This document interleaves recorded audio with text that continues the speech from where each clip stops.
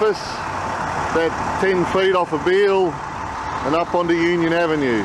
Been up to the gates of Graceland and we've walked right through. Yes, you get the idea. Now we're at Sun Studios.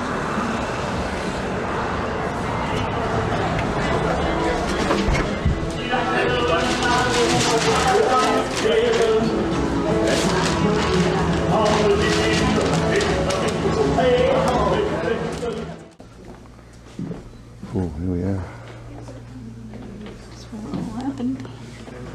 Pretty famous part of the world.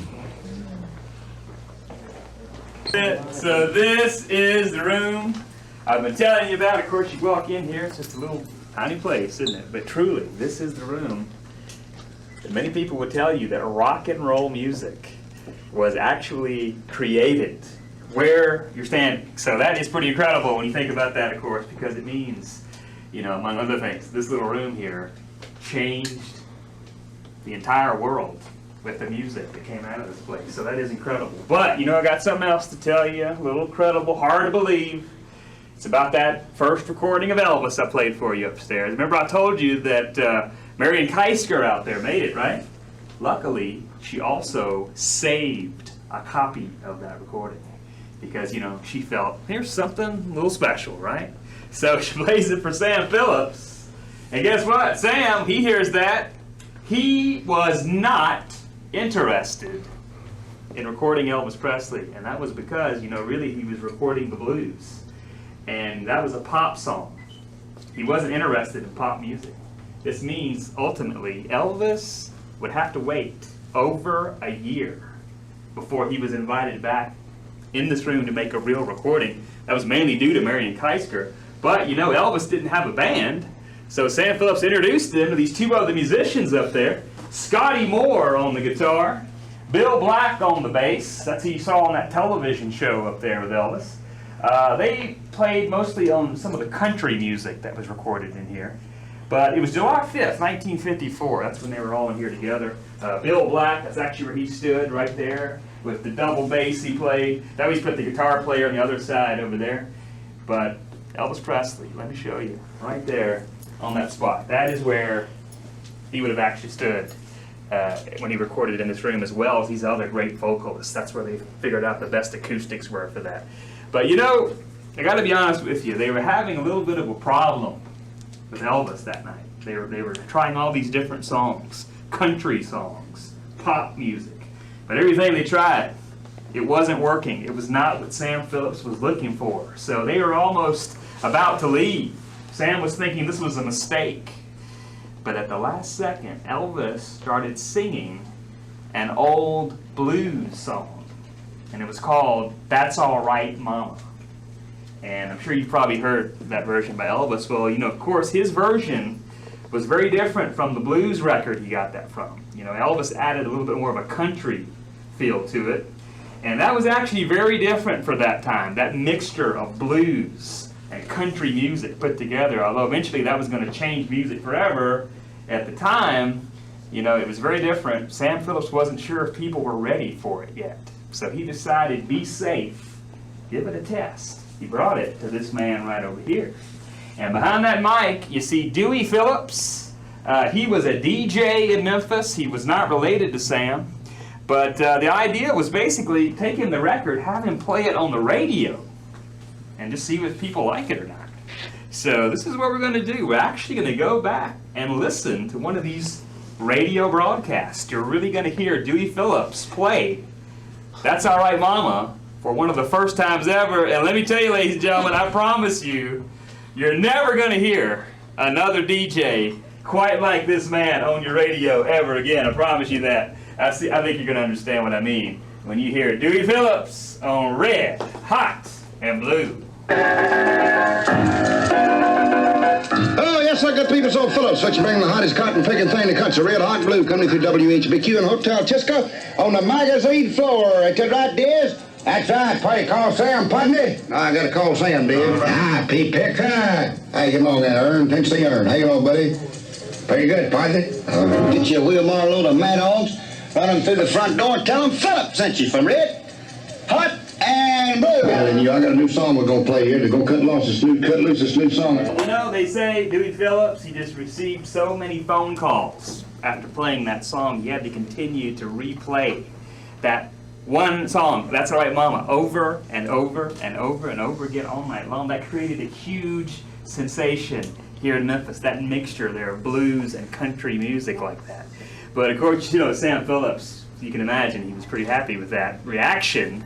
Signed Elvis to a 3-year contract, but you know, Elvis Presley was only here for about a year, because after just 5 records, 10 songs, Sam Phillips decided to actually sell Elvis Presley to another record company. And of course, he sold that contract to RCA Records for only about $30,000. So, you know, today, of course, knowing what we know now, that sounds like a terrible, terrible deal, right? But here's the thing, we got to understand this.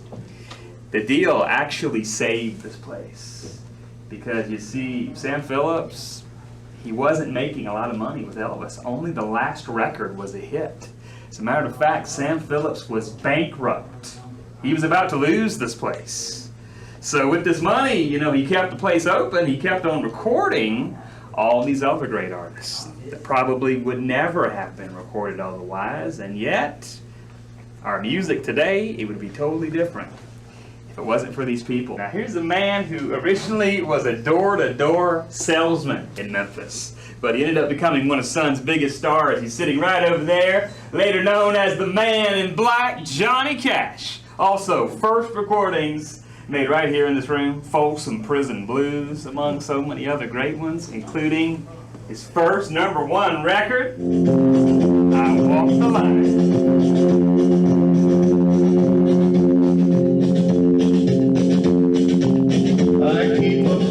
Watch on this heart of mine. I keep my eyes wide open all the time. I keep the ends out for the pie that fly. Because you're mine, I walk the line. Well, you know, we can't forget the man Elvis called his favorite singer, back there with those sunglasses on, Roy Orbison, and this was his first Sun record. And that was 1956, which also is going to bring us to one of the greatest moments in the history of rock and roll music. It also happened that year right here in this room by a complete coincidence. We had in here at the same time Elvis Presley, Carl Perkins, Johnny Cash, and a new piano player in town named Jerry Lee Lewis. They were all here together, and of course, there we have them in that famous photograph, and that is known as the $1 Million Quartet. And what happened is they just started singing, they started playing all these songs together, as musicians will do, and luckily for us, that was recorded. You know, most people weren't really that familiar with Jerry Lee Lewis, but you know, it wasn't going to be much longer before Jerry Lee gave Sun the biggest selling record in the history of the Sun label. And the name of that big hit record, that was Great Balls of Fire. You shake my nerves and you rattle my brain. About your love drives a man insane. You broke my will, I pulled a 3. Goodness gracious, great balls of fire. I let you love what I wanted you. You came along and moved me, honey. Year of 1960. Because the truth is, Sam Phillips, he never actually owned this place. He really just had a 10-year lease. So what he did at that point, he actually moved around the corner. He built another studio down the street. Now, unfortunately, he could never get as many hits out of that new studio. But, you know, after about 10 more years, he basically just retired from producing. And, of course, Sam Phillips, he did eventually pass away. That was the year 2003.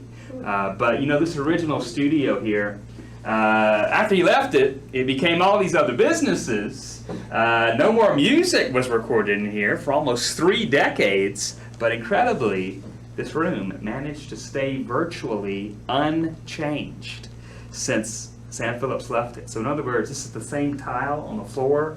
that they all stood upon. This is the original acoustic tile on the walls, on the ceiling, even the original lighting fixtures up there. But you know, regardless of all that, no more music was recorded here until the mid-1980s. And that's when they finally decided, let's bring back a group of these artists for just one more recording. And there you see them, Johnny Cash, Roy Orbison, Jerry Lee Lewis, Carl Perkins, and the producer Chips Moman, and they call themselves the Class of 55. And you know, that recording, that kind of inspired another famous group to come all the way here to Memphis just to make a recording here. Below Roy there in that black hat, that is Bono of the Irish group U2, and they recorded several tracks of their Rattle and Hum album here, including a duet with B.B. King. Very appropriately. You know, I told you B.B. was one of the first people to record here, and these two recordings led to the reopening of this room in the late 1980s. And that was for these tours, of course. But you know, the thing you really have to keep in mind here is that this room we're in right now, it's not a museum. You know, this is not only about what happened in the past, because today we still continue to be a functioning recording studio as well. Well, we've enjoyed our tour of Sun Studios, and now it's time to head on up Union Avenue down the 51, Elvis Presley Boulevard, and home to Olive Branch, Mississippi.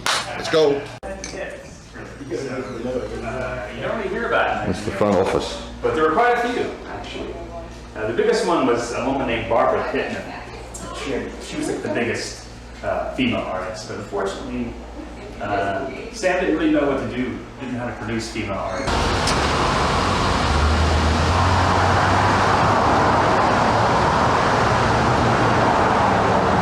All right, we've had another King Day. We did. Time to look. Literally King Day today. Time to head on back.